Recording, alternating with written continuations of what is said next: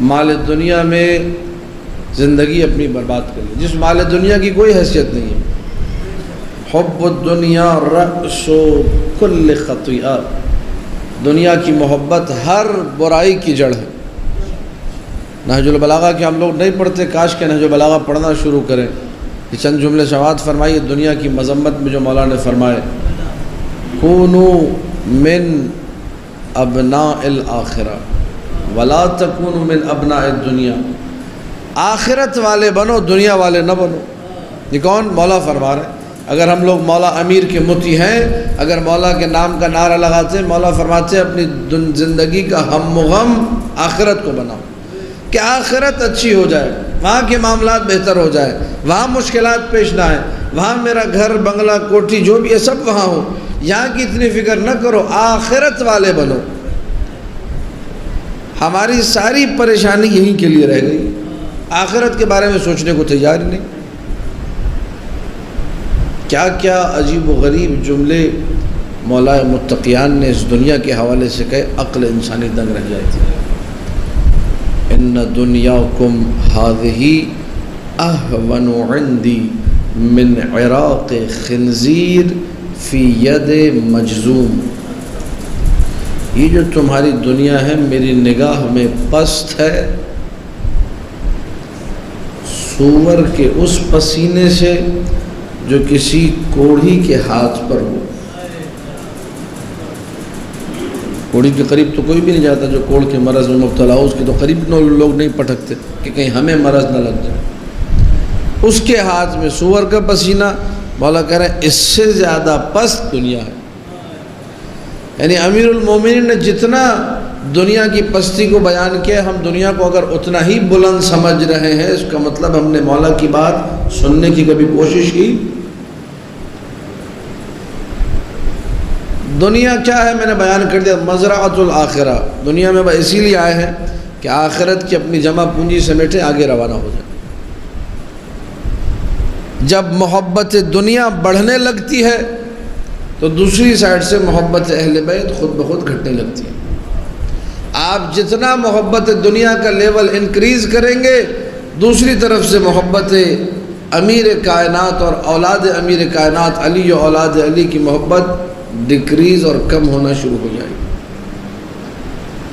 دنیا کی محبت کو کم کر دے، اللہ خود بخود علی و اولاد علی کی محبت کو بڑھا دے گا۔ اب دنیا کی محبت کو کم کرنے کا مطلب یہ قطعاً نہیں ہے کہ انسان اہل و عیال کے لیے زحمت نہ کرے، کمائے نہ دھمائے نہ، نہیں، سارے کام کیجیے لیکن دنیا سے محبت نہ ہو۔ ممکن اللہ آپ کو کروڑوں دے لیکن محبت نہ ہو۔ بعض لوگوں کے پاس کروڑوں بھی ہوتے ہیں، اربوں خربوں بھی ہوتے ہیں، لیکن ان کے پاس دنیا کی محبت نہیں ہوتی۔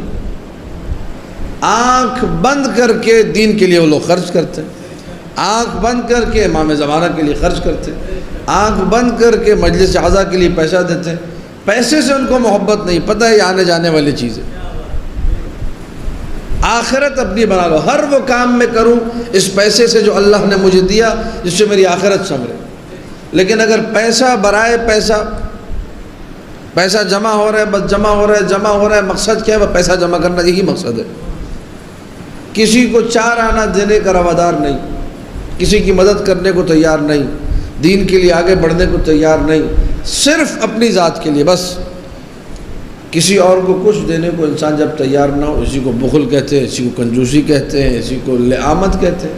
پستی یہی ہے کہ انسان اس دنیا میں غرق ہو کے رہ جائے اور سارے دنیا و مافیا سے بے خبر ہو جائے کہ اللہ نے مجھے پیسہ دیا اس لیے تھا کہ میں مومنین کی کمک کروں، ان فقراء کی مدد کروں، ہر ایک کو بھلا دیا مال دنیا میں لگ کر۔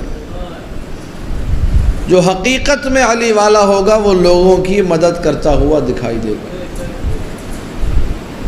علی ابن یقطین دیکھیے، اللہ نے دنیا کا پیسہ دیا تھا، ہر سال حج پہ جاتے تھے، 1000 بندے ساتھ لگے جاتے تھے، 1000 بندوں کا کاروان علی ابن یقطین کا اپنا پیسہ۔ علی ابن یقطین کے پاس دنیا، یعنی آج کے دور میں اگر آپ ارب پتی کہیں تو ارب پتی بندہ، 1000 بندوں کو پیسہ دے دیتے، حج کرو، سب نے میری نیابت میں کرنا ہے۔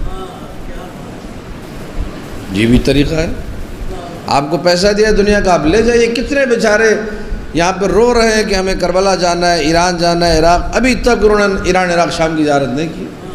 اللہ نے آپ کو پیسہ دیا، کرائیے مومن کو زیارت، ان کو نہیں بھیج رہے، اپنی نیابت میں بھیج دیں، آپ ہی کی آخرت سنورے گی۔ علی ابن یقطین والا کام کیجئے، 500 بندے لے گئے، سب علی ابن یقطین کی نیابت میں حج کر رہے ہیں، مستحب حج، آپ بھی یہی کیجئے۔ لیکن کچھ تو ادھر اپنے مائنڈ کو ایسا بنائیے کہ میں نے اپنی آخرت کو بنانا ہے۔ یہ علی ابن یقطین کا عمل آخرت بنانے والا ہے کہ 500 1000 بندے ساتھ لے جا رہے ہیں۔ جس بندے سے پوچھو جی کس کے بدل میں آپ حج کر رہے ہیں، حج بدل کس کا، یہ کس کی نیابت میں، ہر بندہ یہی کہہ رہا تھا علی ابن یقطین، علی ابن یقطین، علی ابن یقطین۔ پتہ چلا ایک ہی جھٹکے میں 1000 حج ہو گئے ایک سال کے اندر۔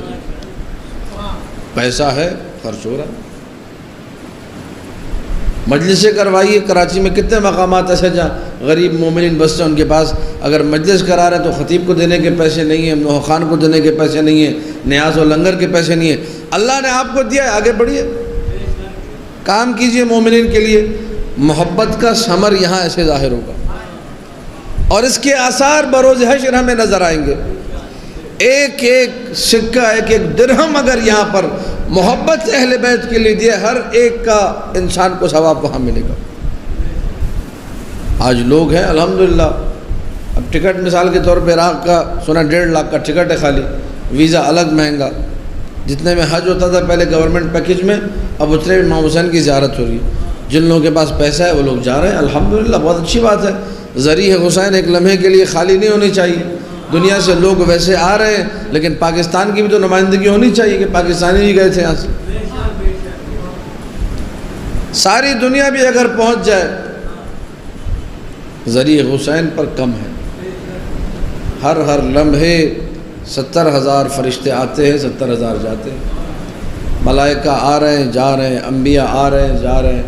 کیوں آ رہے ہیں جا رہے ہیں بھائی انبیاء؟ ذریعہ حسین پہ اتنا رش کیوں ہے؟ محبت حسین ابن علی۔ ساری کائنات کیوں تڑپ تڑپ کے کربلا کی طرف جا رہی ہے؟ محبت۔ ان للحسین محبتا مکنونتا فی قلوب المؤمنین۔ اللہ نے حسین ابن علی کے لیے مومنوں کے دلوں میں ایک چھپی ہوئی محبت رکھی، ایک الگ سی محبت ہے۔ ظاہر کا دل تڑپتا ہے کس کے لیے؟ محبت حسین کے لیے۔ حسین ابن علی سے محبت ہے، کچھ خرچ تو کرنا ہوگا، پیسہ تو نکالنا ہوگا۔